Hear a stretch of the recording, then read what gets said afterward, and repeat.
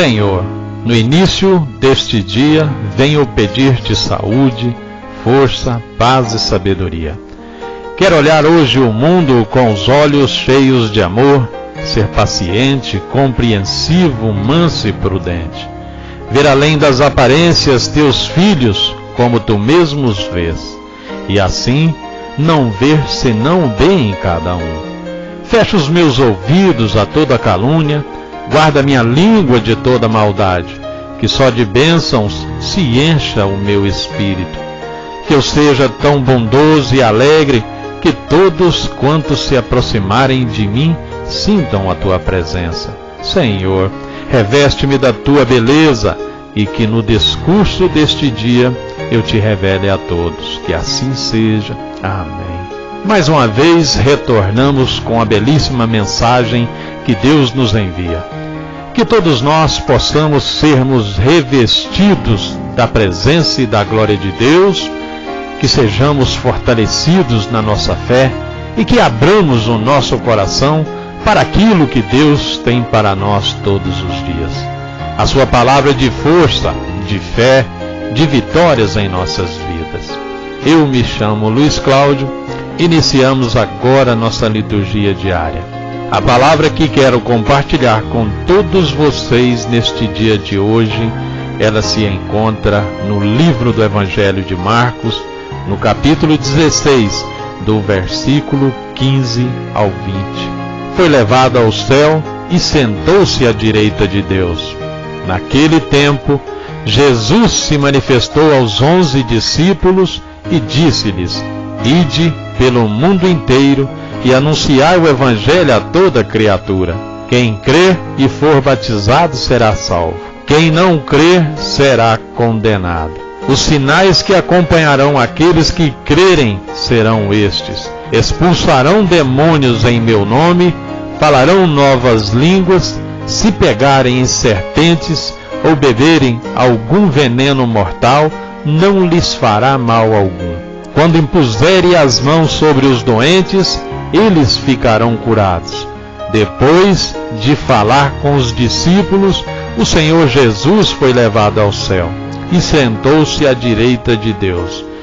Os discípulos então saíram e pregaram por toda parte. O Senhor os ajudava e confirmava sua palavra por meio dos sinais que a acompanhavam. Palavra da salvação. Amados irmãos e irmãs, o anúncio do Evangelho obriga os homens a uma opção. Quem aderir à proposta que Jesus faz, chegará à vida plena e definitiva. Mas quem recusar esta proposta, ficará à margem da salvação. A tarefa que os discípulos são chamados a fazer vai atingir não só os homens, mas toda criatura. Tornar-se discípulo é, em primeiro lugar, aprender os ensinamentos de Jesus, a partir das suas palavras, dos seus gestos, da sua vida oferecida por amor. É um tremendo desafio hoje no mundo testemunhar os valores do reino.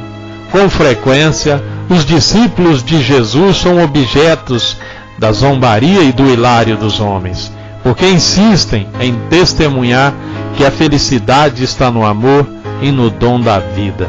Com frequência, os discípulos de Jesus são apresentados como vítimas de uma máquina de escravidão, que produz escravos alienados, vítimas da ignorância, porque insistem em testemunhar que a vida plena está no perdão, no serviço e na entrega da vida.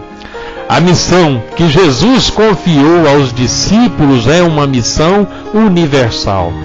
As fronteiras, as raças, a diversidade de culturas não podem ser obstáculos para a presença da proposta libertadora de Jesus no mundo.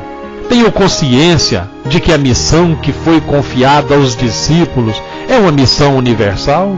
Tenho consciência de que Jesus me envia também a todos os homens, sem distinção de raças, de etnias, de diferenças religiosas, sociais ou econômicas, a anunciar-lhes a libertação, a salvação e a vida definitiva? Tenho consciência de que sou responsável pela vida, pela felicidade, pela liberdade de todos os meus irmãos, mesmo que eles habitem no outro lado do mundo? São perguntas, amados irmãos e irmãs, que ficam para nós nos refletirmos sobre o impacto destas respostas sobre nossas vidas, destas perguntas, melhor dizendo, sobre as nossas vidas. O confronto com o mundo gera muitas vezes nos discípulos desilusão, sofrimento e frustração. Nos momentos de decepção e de desilusão, como tem reagido? Como será que nós temos reagido em meio às decepções e às desilusões? Se ainda algum dia tiver de chorar, consolar-me-á a certeza da presença de Jesus. Eu estarei convosco até o fim dos tempos. Esta certeza deve nos alimentar e encorajar nos testemunho daquele que nos envia e a quem acreditamos, Jesus Cristo, o nosso Senhor. Amados irmãos e irmãs, a reflexão desta mensagem é que hoje haveria muito do que falar sobre, porque não se ouve com firmeza e convicção a palavra do Evangelho? Porque nós, os cristãos, guardamos um silêncio suspeitoso sobre o que acreditamos, apesar da chamada nova evangelização.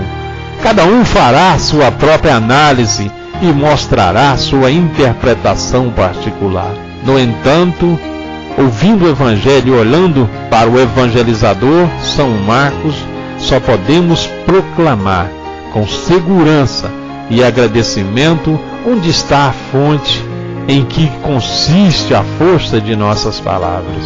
O evangelizador não fala porque assim o recomenda um estudo sociológico do momento, nem porque o manda a prudência política, nem porque ele tem vontade de dizer o que pensa. A ele lhe foi imposto uma presença e um mandato, desde fora sem coação, mas com a autoridade de quem é digno de toda credibilidade. E disse-lhes: ide por todo o mundo e pregai o Evangelho a toda criatura. Isso está em Marcos, no capítulo 16, no versículo 15. Quer dizer que evangelizamos por obediência gozosa e confiadamente. Nossa palavra, por outro lado, não se apresenta como mais no mercado das ideias ou das opiniões, mas que tem todo o peso das mensagens fortes e definitivas. De sua aceitação ou rejeição dependem a vida ou a morte. E sua verdade, sua capacidade de convicção vem pela vida testemunhal.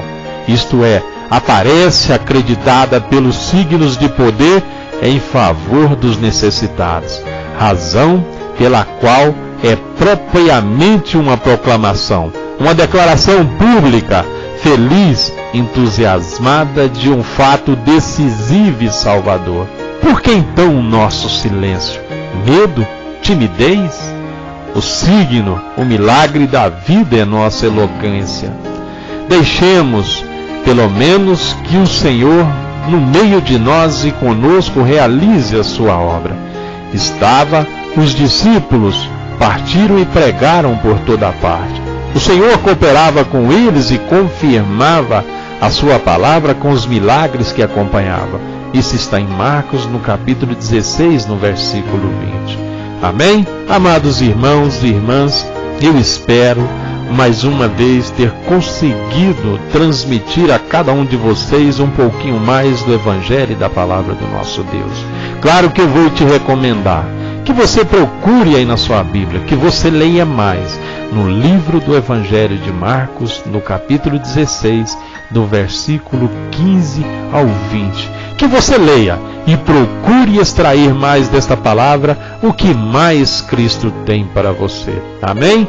À medida que eu ensino, eu também aprendo. À medida que eu evangelizo, eu também sou evangelizado. Que o Senhor te abençoe e te guarde.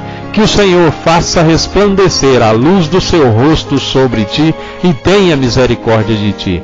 Que o Senhor sobre ti levante o seu rosto e te dê a paz. E todo aquele que crê, diga amém.